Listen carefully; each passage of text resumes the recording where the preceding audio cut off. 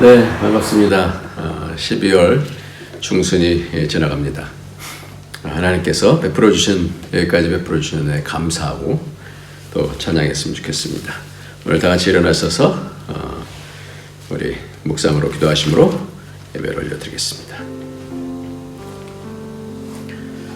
그러므로 너희 마음의 허리를 동이고 근신하여 예수 그리스도께서 나타나실 때 너에게 가져다 주실 은혜를 온전히 바랄지어다. 아멘.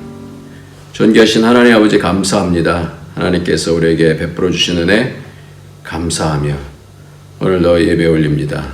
주님 받으시고 하나님께서 주시는 이 시간들 동안에 마땅히 해야 되는 일들을 지혜롭고 충성된 종들이 되어져서 잘 감당할 수 있도록 축복하여 주옵소서. 예수님의 이름으로 기도합니다. 아멘. 예, 찬송 부르시겠습니다. 찬송가 26장입니다. 찬송가는 26장입니다. 예. 찬송가 26장 구세주를 아는 이들 찬송하고 찬송하세요.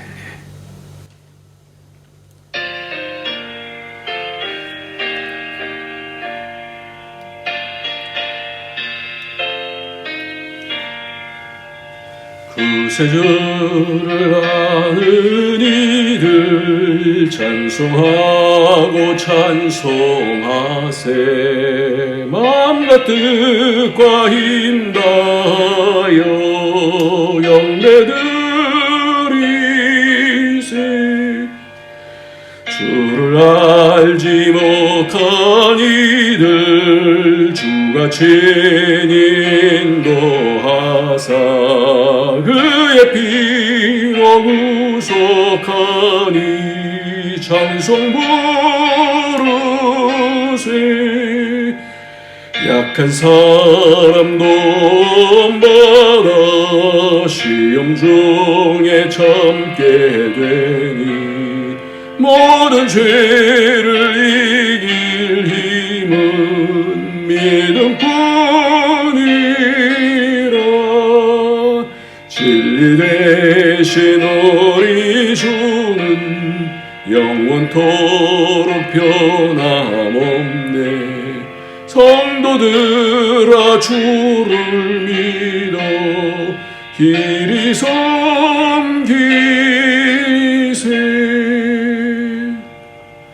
아멘. 이 시간에는 우리 다 같이 회개하면서 하나님 앞에 나가는데요. 하나님께서 우리에게 베풀어 주신 은혜가 큰데 그 은혜를 은혜로 알지 못하고 늘 여러 가지 어려움이 왔을 때마다 불만하고 짜증하고 원망하고 했던, 하나님 안 계신 것처럼 살았던, 믿음 없이 살았던 죄악들을 주님 용서해 주옵소서. 우리 다 같이 회개하면서 저 앞으로 나가도록 하겠습니다.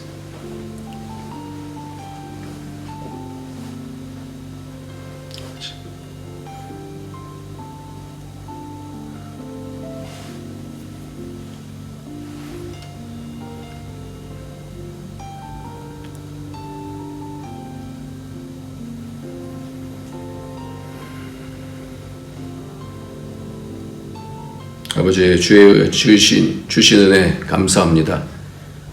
은혜대로 살지 못했던 죄악들 용서해 주시고 여러 가지 어려울 때마다 힘들 때마다 원망하고 짜증하고 하나님 안 계신 것처럼 살았던 그런 죄악들 용서해 주시고 예수의 피로 덮어주셔서 오늘도 위로부터 오는 은혜를 받을 수 있는 그런 그릇이 되어질 수 있도록 주님 축복하여 주옵소서. 예수의 피로 씻어주옵소서. 깨끗하게 씻어주옵소서. 정결케 하여 주옵소서.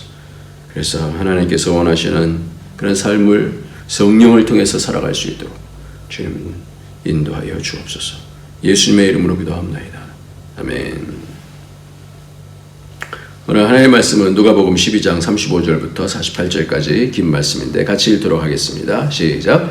허리에 띠를 띠고 등불을 켜고 서 있으라. 너희는 마치 그 주인이 혼인집에서 돌아와 문을 두드리면 곧 열어주려고 기다리는 사람과 같이 되라. 주인이 와서 깨어있는 것을 보면 그 종들은 복이 있으리로다. 내가 진실로 너에게 이르노니 주인이 띠를 띠고 그 종들을 자리에 앉히고 나와 수종들리라. 주인이 혹 이경이나 혹 삼경에 이르러서도 종들이 그와 같이 하고 있는 것을 보면 그 종들은 복이 있으리로다. 너희도 아는 바니 집 주인이 만일 도둑이 어느 때 이를 줄 알았더라면 그 집을 뚫지 못하게 하였으리라. 그러므로 너희도 준비하고 있으라. 생각하지 않은 때에 인자가 오리라 하시니라. 베드로가 여짜오되 주께서 이 비유를 우리에게 하심이니까 모든 사람에게 하심이니까? 주께서 이르시되 지혜 있고 진실한 청지기가 되어 주인에게 그 집 종들을 맡아 때를 따라 양식을 나눠줄 자가 누구냐? 주인이 이를 때 그 종이 그렇게 하는 것을 보면 그 종은 복이 있으리로다. 내가 참으로 너에게 이르노니 주인이 그 모든 소유를 그에게 맡기리라. 만일 그 종이 마음에 생각하기를 주인이 더디오리라 하여 남녀 종들을 때리며 먹고 마시고 취하게 되면 생각하지 않은 날 알지 못하는 시각에 그 종의 주인이 이르러 엄히 때리고 신실하지 아니한 자의 받을 벌에 처하리니 주인의 뜻을 알고도 준비하지 아니하고 그 뜻대로 행하지 아니하는 종은 많이 맞을 것이요 알지 못하고 맞을 일을 행한 종은 적게 맞으리라. 무릇 많이 받은 자에게는 많이 요구할 것이요 많이 맡은 자에게는 많이 달라 할 것이니라. 아멘. 오늘 말씀을 정리하면 허리에 띈다, 띠를 띈다. 35절 말씀에 허리에 띠를 띠고 등불을 켜고 서 있으라. 이 말씀은 준비를 한다는 뜻이죠. 이 허리를 띠고 급하게 먹고 양을 급하게 먹고 한 그것이 어디 나오냐면 여러분 아시는 대로 유월절 양을 먹을 때 구속의 준비를 얘기하고 있습니다. 구원의 준비를 하고 있어요. 출애굽을 하는 것이죠. 그래서 우리는 이 땅에서 영원히 거할 사람들이 아니라는 뜻을 밝히면서 40절에 준비하고 있으라 그렇게 동일하게 말씀하고 있습니다. 준비를 하고 있는 거예요. 그러니까 우리는 이 땅에서 거할 사람들이 아니라 이제 출애굽하듯이 하나님 나라로 가야 되는 사람들이기 때문에 이 땅에 있는 것들에 올인해서 빠져 있으면 안 되는 거고 그 영원한 나라를 위해서 준비해야 되는 그런 사람이다라는 것을 말씀해 주고 있어요. 그 앞에서도 말씀하고 있죠. 누가복음 12장 30절 31절 말씀을 보면 이 모든 것은 세상 백성이 구하는 것이라 너희 아버지께서는 이런 것이 너에게 있어야 할 줄을 아시느니라. 다만 너희는 그의 나라를 구하라. 그리하면 이런 것들을 너에게 더하시리라 그랬어요. 그러니까 그 나라를 구하고 준비하고 있으라 이렇게 말씀하죠. 그래서 우리가 첫 번째로 꼭 이 시간 안에 집중해서 해야 되는 일들은 뭐냐면 내가 세상에 너무 많이 빠져 있는가 아니면 하나님 나라를 내가 지금 얻고 있는가 하나님 나라의 백성으로서의 그 뜻들을 내가 분명하게 하나씩 알고 가고 있는지 아니면 우연하고 막연하게 가고 있는지 그래서 영원히 있을 백성이기 때문에 우리는 영원히 하나님 나라를 구할 사람들이기 때문에 준비하고 구해야 된다라고 말씀하고 있어요. 두 번째 구절은 42절에 보면 주께서 이르시되 지혜 있고 진실한 청지기가 되어 주인에게 그 집 종들을 맡아 때를 따라 양식을 나눠줄 자가 누구냐 그랬어요. 두 번째로는 뭐예요? 때를 따라 양식을 나눠줄 자. 첫 번째는 뭐라고 그랬어요? 하나님 나라를 이 땅에서 살아내는 자, 하나님 나라를 기다리는 자. 그리고 하나는 뭐예요?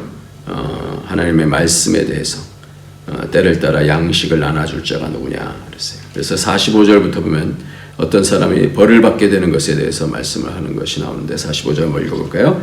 만일 그 종이 마음에 생각하기를 주인이 더디오리라 하여 남녀 종들을 때리며 먹고 마시고 취하게 되면 생각하지 않은 날 알지 못하는 시각에 그 종의 주인이 이르러 엄히 때리고 신실하지 아니한 자의 받을 벌에 처하리니 그랬어요. 오늘 말씀 이렇게 보면 이 분명하게 이 신실하지 못한 자의 처할 벌을 받겠다 이렇게 얘기하고 있어요. 이게 뭔 뜻인가? 이 단어가 이렇게 딱 눈에 들어와요. 그렇죠? 그 자신이 하고 싶은 일들, 그러니까 그 맡겨진 일들에 대해서 아주 소홀히 하는 거죠. 종들을 섬기는 것이 아니라 때리고 먹고 마시고 취한다는 겁니다. 세상에 취했다라는 말씀이겠죠. 그러니까 깨어있기를 싫어하는 거죠. 그러니까 하나님의 뜻을 따라서 긴장하고 하나님의 나라를 늘 놓치지 아니하고 있는 건지, 주인이신 하나님의 계획보다는 자기의 흥취와 자기의 기쁨의 인생을 소비하는 자가 되어 있는 것을 말씀하고 있습니다. 그래서 그는 주인이 종들을 때린 그것에 대해서 엄히 때리겠다, 와서 때리겠다 그랬어요. 그래서 신실하지 못한 자의 받는 벌에 처하게 되죠. 이게 뭘까? 이게 궁금해요. 이 말씀을 보면 정확하게 신실하지 아니하는 자의 받을 벌로 언급하고 있는데, 이 신실하지 아니하는 자의 받을 벌, 신실하지 않은 자가 뭐냐? 이 단어는 피스토스라고 하는 그런 단어인데, 피스토스는 여러분들 잘 아는 대로 믿는 자, 믿음 이렇게 되죠. 피스토스. 근데 거기에 아라고 하는 것이 부정사가 붙어 있어요. 그러니까 믿음이 있는 자가 아닌, 믿음이 없는, 뭐 이런 뜻이에요. 믿지 않는, 이런 뜻이에요. 그러니까 신실하지 않는 자의 원뜻은 믿지 않는 자, 약속을 믿지 않기 때문에 이렇게 한다라고 그렇게 말씀하는 거예요. 그러니까 신실하지 않은 것은 약속을 믿지 않기 때문에 자기 뜻대로 하는 그 게으른 자를 얘기하는 것이죠. 생각하지 않은 날, 알지 못하는 시각에 그 종의 주인이 이르러 엄히 때리고 신실하지 아니한 자의 받는 벌에 처하리니, 주인의 뜻을 알고도 준비하지 아니하고 그 뜻대로 행하지 아니하는 종은 많이 맞을 것이요 그랬어요. 뜻을 알고도 준비하지 않은 것. 왜 그래요? 그게 믿음이 없기 때문이다, 이렇게 말씀하고 있어요. 이게 게으른 거죠. 여러분들 게으름에 대해서 한번 생각해 보았으면 좋겠어요. 게으름이라는 게 어떤 걸까요? 소파에 누워서 아무것도 행하지 않고 텔레비만 리모컨만 이렇게 돌리고 왔다 갔다 하는 것이, 그것이 게으른 거겠죠? 예, 그것도 일종의 게으른 것이겠죠. 근데 이 사람이 만약에 이렇게 누르는데 이게 안 돼요. 그럼 어떻게 하겠어요? 그냥 안 되면 가만히 있을까요? 아니죠. 당장 가서 그 안에 배터리를 사갖고 와서 다시 끼울 겁니다. 그 사람은 그 배터리가 없는 것을 알면 아주 부지런해지게 됩니다. 노름을 하는 사람이 게으른 사람들이잖아요. 그런데 그 사람들이 정말 게으른가요? 밤을 새면서도 눈을 밝히고 이 노름을 하지 않습니까? 왜 이런 것을 게으름이다라고 얘기를 하는가? 해야 할 일을 하지 않기 때문에 그런 거예요. 왜? 근데 열심히잖아요. 근데 해야 할 일들을 안 하고 있기 때문에 게으른 거라, 이렇게 말씀하고 있어요. 그래서 역대하 29장 11절 말씀 보면, 내 아들들아 이제는 게으르지 말라. 여호와께서 이미 너희를 택하사 그 앞에 서서 수종들어 그를 섬기며 분향하게 하셨느니라. 그래서 왜 이것이 게으르다 그러냐면 6절 7절 말씀에 보면, 우리 조상들이 범죄하여 우리 하나님 보시기에 악을 행하여 하나님을 버리고 얼굴을 돌려 여호와의 성소를 등지고 또 낭실 문을 닫으며 등불을 끄고 성소에서 분향하지 아니하며 이스라엘의 하나님께 번제를 드리지 아니하므로, 번제 드리지 아니하는 것이 뭐예요? 게으르다, 그렇게 말씀합니다. 게으르다라는 것은 뭐냐면 하나님의 일에 대해서 번제를 드려야 되는데 그렇게 하지 않는 것, 그것을 게으르다 그러는 거예요. 마땅히 해야 되는 일들을 하지 않는 게 게으른 거예요. 그 사람 자체가 어떤 느릿느릿하는 그것이 게으름이 아니라 마땅히 해야 되는 일, 예배 드리는, 번제를 드리는 일이 있어야 되는데 그것에 행하지 아니할 때 그것을 게으르다 그래요. 죄라는 것도 똑같아요. 죄라는 것도 어떤 잘못을 행하는 것이 아니라 하나님이 마땅히 하라 그러는 일들을 하지 않았을 때가 그것이 죄가 되는 거예요. 이런 내용은 창세기 4장 7절 말씀에 보면, 내가 선을 행하면 어찌 낯을 들지 못하겠느냐? 선을 행하지 않으면 죄가 문에 엎드리니라. 죄가 너를 원하나 너는 죄를 다스릴지니라 그랬어요. 마땅히 선을 붙잡으면은 그러면 그 자신의 여러 가지 것들을 이길 수가 있어요. 근데 선을 잡고 하나님 앞에서 행해야 되는데 그것을 행하지 아니했을 때 뭐예요? 죄가 문 앞에 딱 엎드려들어요. 악이 들어오는 거예요. 죄가 문 앞에 엎드린다는 거예요. 신실과 신실하지 않음의 차이가 바로 이것입니다. 믿음과 믿음 없음의 차이가 바로 그거예요. 믿음이 없으면 그게 뭐예요? 믿음과 믿음의 없음의 차이가 어떤 건가? 로마서 14장 23절에 보면 의심하고 먹는 자는 정죄되었나니 이는 믿음을 따라 하지 아니하였기 때문이라. 믿음을 따라 하지 아니하는 것은 다 죄니라 그래요. 믿음 없음이 뭐예요? 죄예요, 죄.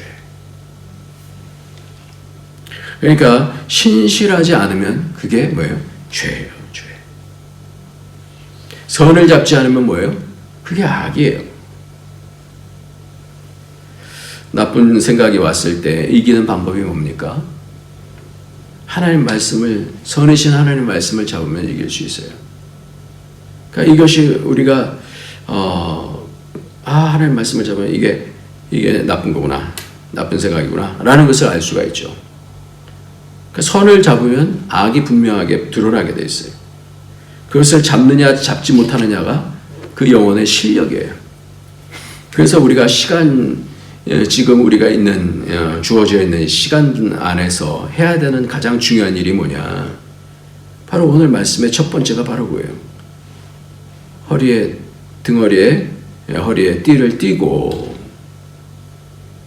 주인이 말씀한 것에 대해서 잘 잡는 거예요. 그거를 놓치게 되어지면 그것이 게으름이고 그것이 죄고 그것이 악인 거예요. 그러니까 이것을 잘 연습하게 되어지면 주님이 원하시는 것이 뭔지를 잘 알고 훈련이 되어지면 어떤 어려운 상황 속에서도 그것을 잘 잡는 훈련이 되어지면 어떻게 되느냐? 그 영적 근육이 생기는 거예요. 선이신 하나님의 말씀을 잡으면 분명해집니다. 그것을 잡느냐 안 잡느냐가 영혼의 실력인데 그래서 믿음으로 자꾸만 잡는 연습하는 거예요. 낙심하려고 그럴 때 낙심 잡지 않고 하나님 말씀 잡으면서 우리가 지난주에도 말씀했죠. 그가 너희를 돌보심이라 그랬어요. 염려하지 말라. 그가 너를 돌보심이라 이렇게 말씀합니다. 말씀을 잡게 되어지면 이길 수 있는 거예요. 한 번 이길 때마다 그것이 우리의 영혼에 그것이 양약이 되어져서 말씀은 양약이 되어진다. 그래서 우리에게 힘이 되어지는 거예요. 이기게 하시는 거예요. 이번에도 코로나 때문에 한 주 동안 거의 막 그냥 쓰러지기 일쑤였어요. 또 쓰러져 또 자야 되고 이렇게 막 힘들이 없고 노곤하고 머리 아프고 토하고 그러는지 그러는데 근데 젊은 아이들은 빨리 끝나더라고요. 그 근육이 있는 거예요. 팔팔하니까 잘 이겨나가는 거예요. 이것이 잘 자라게 되어지면, 그러니까 영적 근육이 잘 자라면 여러 가지 어려움들이 왔을 때 그때의 그 실력이 드러나는 것이겠죠. 잘하게 되면 그래요. 나중에는 시험이었던 것이 나중에는 전혀 시험이 되지 않는 것을 우리는 봅니다. 어렸을 때 막 친구들이랑 싸워요. 근데 그거를 조금 지나서 이제 중학교생 때 똑같이 아이들이 막 싸우는 걸 보면 내가 그때 왜 싸웠지? 이런 생각이 들지 않아요? 왜 그래요? 잘한 것이죠. 그렇기 때문에 신앙은 우리가 이 땅을 사는 이 시간 동안에 뭘 해야 되느냐? 그것이 허리에 띠를 띠고 하나님의 말씀을 잘 붙잡고 순종하는 거예요. 순종하는 훈련을 하는 거예요. 그러니까 순종하기 쉽지 않죠. 내가 하고 싶은 대로 하고 싶죠. 근데 순종하게 되어지면 그게 유익이 있는 거예요. 그게 믿음이에요. 그렇기 때문에 신앙은 어떤 결정을 바로 잡느냐는 것이 바로 그 습관이에요. 그래서 행동이 습관을 낳고 습관이 운명을 낳는다 그러잖아요. 저는 이게 참 옳은 말씀이다라고 생각이 들어요. 누가복음 9장 41절에서 이렇게 말씀합니다. 예수께서 대답하여 이르시되 믿음이 없고 이것이 피스토스예요. 패역한 세대여, 내가 얼마나 너희와 함께 있으며 너에게 참으리요 내 아들을 이리로 데려오라 하시니 그랬어요. 그러니까 믿음이 막 있는 것 같은데 예수님이 안 계시니까 귀신 들린 아들을 데리고 왔는데 고치지 못하는 거예요. 그러니까 믿음이 있다라는 건 뭐냐? 믿음이 있다, 믿음이 없다. 선을 잡느냐? 하나님 살아계신 거 믿음으로 잡느냐? 믿음이 하나님이 여기 계신 것과 자기를 찾는 자에게 상 주시는 것을 알고, 하나님 잡는 자는 상 주시면 상 받는다. 하나님 잡는 자는 상 받는다. 어떤 상황 속에서 하나님 잡는 자는 상 받는 줄 믿으시기 바랍니다. 하나님 잡으십시오. 말씀 잡으십시오. 이것이 아무리 말을 많이 해도, 이 말씀을 많이 해도 이거는 너무나 귀한 말씀이에요. 자주 안 할 수가 없어요. 그래서 우리가 이 하나님 말씀에 대해서 순종할 때 영적 근육이 생겨지는 거예요. 어제 아침에 전정여 권사님께서 거의 만 7년의 사역을 안디옥에서 귀하게 하시고 한국으로 가셨어요. 그 전에 계셨던 전도사님이 한국으로 가시면서 이 여전대 그 센터를 맡아서 그 빈자리를 어떻게 감당할 수 있나를 생각하면서 늘 새벽에 기도자리 지키고 은쟁반의 금사과의 말씀을 주시면 감당하겠습니다. 그러면서 역할을 잘 해주셨어요. 처음부터 이렇게 사역을 막 잘하고 그러신 게 아니에요. 처음에는 얼마나 큰 부담이 되겠어요. 신학하신 전도사님이 잘 맡아서 하던 일들을 전도사님이 떠나면서 그 일을 맡아야 되니까 얼마나 부담이 많겠어요. 그러니까 하나님 앞에 그런 거예요. 꾸준히 전 자리를 잘 지키겠습니다. 그래서 기도 자리 계속해서 지키는 거예요. 꾸준히 새벽 자리를 지켰어요. 그래서 말씀에서 한 가지라도 남기겠다라고 생각하면서 열심히 들으셔야 돼요. 그래서 꼭 말씀을 들으면은 꼭 조금씩 그 핵심들을 탁 잡아내기 시작합니다. 그 새벽 주일 말씀, 샘터 모든 모임에 열심히 참여했어요. 금요기도 모든 말씀들을 꼭 하나씩 이렇게 챙겨가는 거예요. 새로운 분이 오면 꼭 식사를 함께 하면서 환영하고 이런저런 이야기를 나누면서 살폈어요. 권사님이 막 깊어지기 시작하는 게 보여요. 권사님은 원래 똑 부러지는 성격을 갖고 있었는데 주님의 은혜로 얼마나 많이 변하고 부드러워지셨는지 모르겠어요. 저는 7년 동안에 이 권사님의 그 씨름을 봤어요. 오직 한 가지, 주신 말씀에 순종한다. 그래서 하나님께 구하는 거예요. 은쟁반의 금사와 같은 말씀을 주세요. 그래서 잘 전하게 해주세요. 근데 얼마나 점점 지혜로워지셨는지 제가 깜짝 놀랐습니다. 자녀들이 잘 안 나오고 그러면 비유를 잘 드셔요. 소를 물가로 데려와야지 물을 먹지. 일단 데려다 놔야 하나님의 말씀을 듣지 않는가, 은혜를 받지 않겠는가. 그러면서 지혜로운 말씀 한마디씩 그렇게 사람들에게 하면 나중에는 그 한마디 한 말씀이 너무나 깊은 말씀이 되는 거예요. 그래서 우리 마음에 이렇게 남아있습니다. 우리 권사님의 사역이 이렇게 남아있잖아요. 앞에서 우리는 외식에 대해서 또 두려움에 대해서 예수님을 시인하는 것, 또 염려 등에 대해서 배웠습니다. 이 모든 것이 다 믿음으로 가는 선택의 기로에서 무엇을 택하느냐라는 것이에요. 세상을 택할 것인지, 외식을 통해서 사람들 보이기 위해 좋은 것인지, 사람에게 사람 앞에서의 그 예수님 믿는 것을 시인하지 않고 숨기고 있는다든지, 또 두려워한다든지, 사람 두려워하지 말고 하나님 두려워하라 그렇게 말씀합니다. 염려하지 마, 염려를 다 맡기라. 그가 너를 돌보심이라 말씀입니다. 이 선택에 뭘 선택할 거냐? 외식을 선택할 거냐? 남들이 알아주든 안 알아주든 상관없이 하나님 앞에서 묵묵히 하다 보면 그게 내 내면적으로 쌓이기 시작하는 거예요. 남들이 인정 안 해줘도, 내 마음속에 당장은 기쁨이 없어도, 남들이 칭찬해 주지 않아도 하나님께서 다 아시고 쌓이게 해주시면 나중에 그게 다 칭찬이 되는 거예요. 말씀에 대해서 순종하는데 그 선택을 게을리하면 금방 세상이 나를 무너뜨리는 것을 합니다. 늘 주님의 말씀에 깨어서 준비하고 때를 따라 양식을 나눠줄 수 있는 이것 두 가지. 하나는 뭐예요? 말씀을 붙잡고 계속해서 깨어있는 것. 두 번째는 뭐냐? 그 말씀을 어떻게 해요? 그 말씀을 통하여서 나눠주는 것. 이 두 가지. 그러니까 인생에 있어서 딱 이 두 가지를 잘하면 그러면 복이 되는 것 같아요. 다른 게 뭐 있을까요? 여러분 생각 한번 해보세요. 인생 가운데서 남는 게 뭐가 있을까요? 영원히 남는 사역이 뭘까요? 돈을 번다고 해서 남지 않잖아요. 또 뭐가 남을까요? 뭐 사랑이? 뭐 연애가?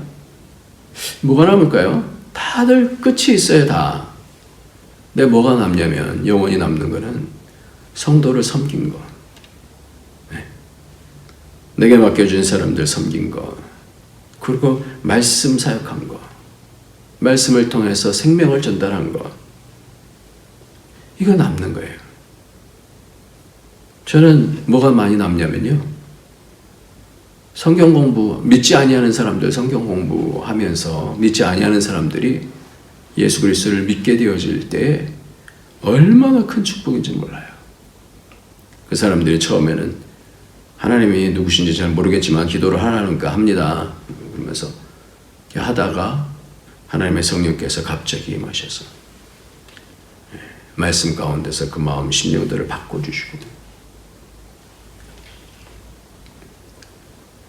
그래서 우리가 늘 말씀에 깨어서 주인 나라 오는 것에 대해서 준비하고, 그리고 말씀 때를 따라서 양식을 나눠줄 수 있는 것, 그렇게 준비하면 하나님이 하시더라고요. 제가 신학교 들어가서 이 말씀에 대해서 자신이 없었어요. 왜냐하면 대학원에 뭐 일반 대학을 나오고 신학교를 들어갔으니까 성경에 대해서 그렇게 잘 알지 못해요. 뭐 안다고 해도 대학 때 신학교 다니는 학생들하고는 다르죠. 그러니까 대학에서 신학교 다니는 학생들이 이미 배운 것을 토대로 해서 이런저런 얘기를 하는 거예요. 로마서 7장은 바울이 회심한 이유일까? 회심하기 이전일까? 뭐 그러면서 뭐 토론하고 뭐 그러는 거예요. 그런 것을 생각도 안 해봤었죠. 이건 뭐 하는 거야? 이런 생각이 드는 거예요. 아무 생각이 없었어요. 너무 몰랐어요. 그래서 마음속에 이렇게 생각이 들었어요. 나중에 나는 목사는 나중에 나이가 좀 들고 해야지, 그냥 해서는 안 되겠다. 이런 생각이 들었어요. 근데 주님께서 나중에 목사가 될 때쯤 돼서 그런 말씀을 주시더라고요. 네가 목회하려고 그러냐? 그래서 목회는 제가 하는 것이 아니다라는 것을 그때 많이 배웠어요. 그러니까 많이 뭐 신학적인 토론을 많이 해갖고 뭐 저 굉장히 좋아합니다만은 그 당시에 처음에는 너무 이렇게 주눅이 들어갔고 그랬었죠. 언어부터 시작해갖고 너무너무 힘들더라고요. 지금도 마찬가지로 이 말씀을 준비할 때마다 두려워요. 주님께서 주시면 주시길 원합니다. 주시길 원합니다. 목회는 그러면서 뭘 배우게 되냐면 주님이 하신다. 말씀도 주님이 주신다. 주님이 열어주시지 않으면 할 수가 없잖아요. 머리로 짜내서 될 수 있는 게 아니에요. 말씀은. 우리 인생도 주님께서 인도해 가주시는 줄 믿습니다. 우리는 단지 깨어서 말씀 주시는 것 기대하고 그것에 순종하고 그 모습을 보고 기뻐하시면 주님께서 다 인도해 주시는 거예요. 말씀도 주시더라고요. 말씀을 준비하는데 안 올 때는 피가 마릅니다. 말씀을 준비해서 전해야 되는데 시간이 다가오는데 말씀이 안 열려요. 다른 것을 참고하고 싶은 생각이 굴뚝같이 일어납니다. 그러면 거기에서 내가 말씀 사역에 대해서는 포기해야 하는 것을 느끼기 때문에 몸부림을 칩니다. 남의 것들 자꾸만 베끼기 시작하면요, 영적으로 자라지가 않습니다. 말씀과 씨름해야 되는 거예요. 여태까지 주님께서 매번 주님은 신실하게 말씀을 주시더라고요. 불쌍히 여기시는 거죠. 그러니까 우리 인생이 그거예요. 우리 인생은 늘 깨어서 준비하는 거예요. 깨어서 준비하는 거예요. 목사가 준비해야 되는 것이 세 가지가 있다고 그래요. 이거는 그냥 불문율처럼 목사들 속에서 그렇게 얘기를 하는데, 첫 번째는 설교 준비, 그리고 두 번째가 뭘까요? 이사할 준비, 셋째는 죽을 준비. 우리의 선진 목사님들이 그렇게 처절하게 목회를 하셨던 거죠. 참 귀하셨던 것 같아요. 가장 중요한 것이 그 나라를 섬기는 자로서, 그 나라를 기다리는 자로서, 그 나라를 바라보면서, 그 나라를 구하면서 하나님 앞에서 성실하게 준비하는 거예요. 그래서 똑같은 것 같아요. 반주하는 자는 반주하는 걸로, 헌금 또 헌금 계수하고 새가족들 섬기는 분들, 뭐 여러 가지 섬김 많잖아요. 한 명 한 명 내게 붙여주신 사람들 섬기는 것, 어떤 일이든 하나님 앞에서 내 자신이 할 수 있는 것들을 하는 거예요. 그게 복받는 길이에요. 그게 이 땅에서 너무나 가치 있는 일이에요. 하나님 앞에서 하나님 나라를 세우고 좀 연약한 사람들을 이렇게 돕고 하는 것, 그게 하나님께서 얼마나 기뻐하시는 일인지 몰라요. 여러분들 시간 정말 잘 활용하시기 바랍니다. 주님을 위해서 쓰임 받으셔야 돼요. 내게 붙여주신 사람들에게 성실하게 하나님 나라를 가르쳐주고 하는 거예요.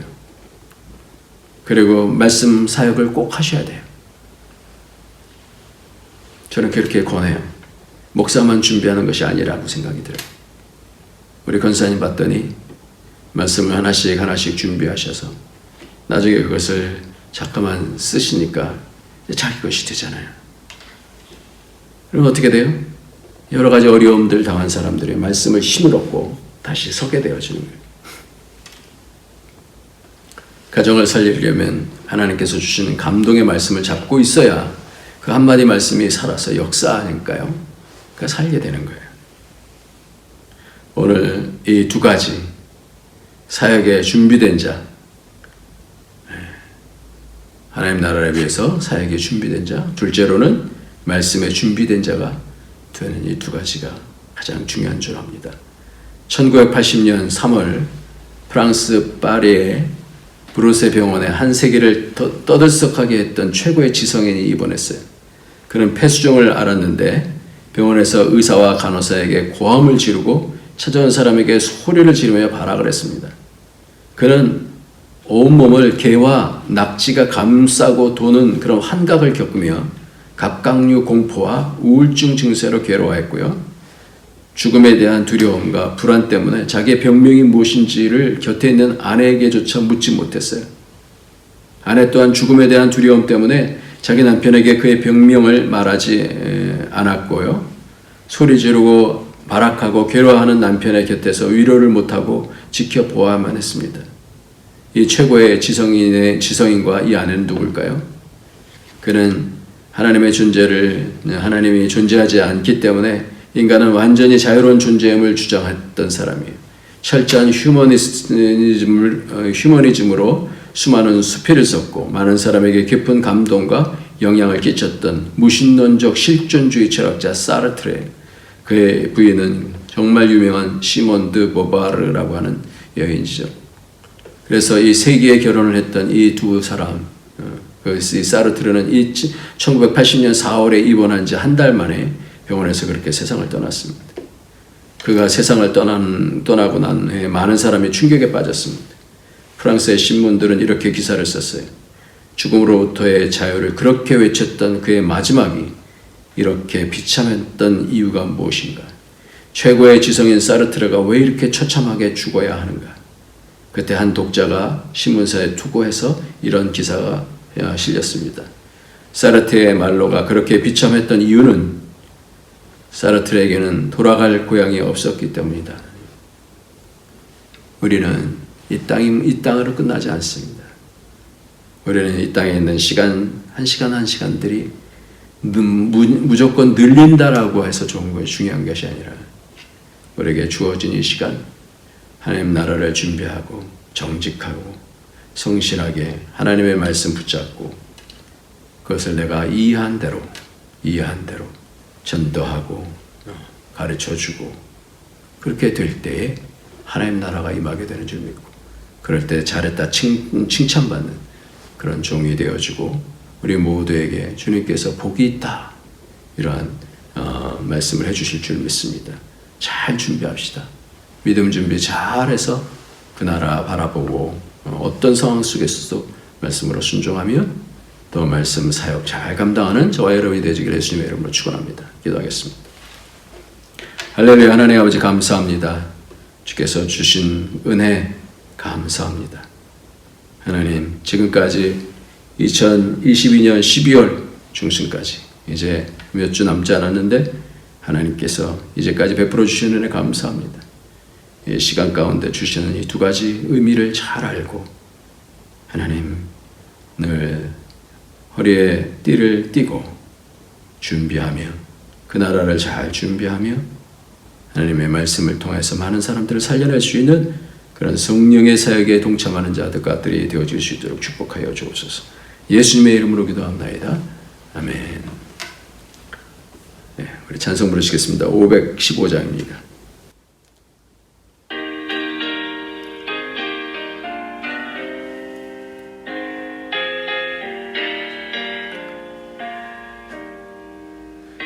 눈을 들어 하늘 보라 어지러운 세상 중에 곳곳마다 상한 영의 간식 소리 들려온다.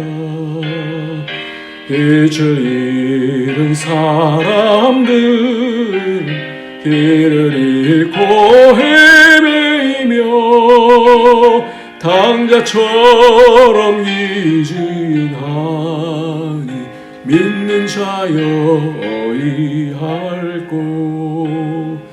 눈을 들어 하늘 보라 어두워진 세상 중에 외치는 자 많건만은 생명수는 말랐어라. 죄를 대속하신 주님 선한 일꾼 찾으시나 대답하리 어디 있나 믿는 자여 어이할꼬. 눈을 들어 하늘 보라 살아계신 주 하나님 약한 자를 부르시어 하늘 뜻을 전하셨다. 생명수는 홀로 예수 처음이여 나중이라. 주님 너를 부르신다 믿는 자여 어이할꼬.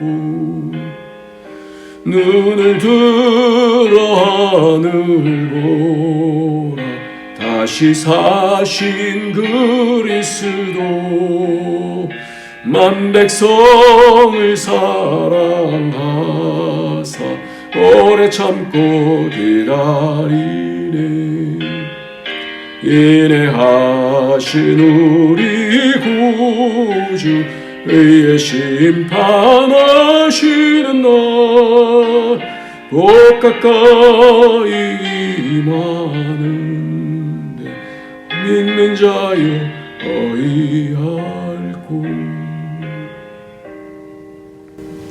주님께 오늘도 감사하며 예물 드립니다. 주께서 받으시고 한량없는 은혜로 채워주셔서 감사할 조건이 많이 나오길 수 있도록 주님 축복하여 주시고 하나님 아버지 때마다 일마다 어떤 상황에서든지 하나님 앞에 감사할 수 있도록 그래서 감사로 그 문 안으로 들어갈 수 있는 복이 있게 하여 주옵소서. 아픈 자들을 치료하여 주시고 하나님이여 깨끗게 하여 주시며 아버지 북경 땅에 아버지 또 한국 땅에 이 코로나 아버지 잘 이겨나갈 수 있도록 도와주시고 하나님 또 치료받아 수술해야 하고 하나님 앞에 은혜를 구하는 가정을 하나님께서 붙잡아 주시고 한량없는 은혜로 깨끗하게 치료하여 주옵소서. 주의 복을 구합니다. 예수님의 이름으로 기도합니다. 이제는 우리 주 예수 그리스도의 원하신 은혜와 독생자 아낌없이 주신 하나님의 그 크신 사랑과 성령의 교통교제 충만 인도하심이 오늘도 늘 그 나라를 준비하며 말씀을 통하여서 한 명 한 명에게 내게 붙여주신 사람에게 하나님 말씀 전하기를 원하는 모든 주의 권속들 머리 위에 그 가정에 그 하는 모든 일들 위에 이제부터 영원토록 함께 있을지어다. 아멘.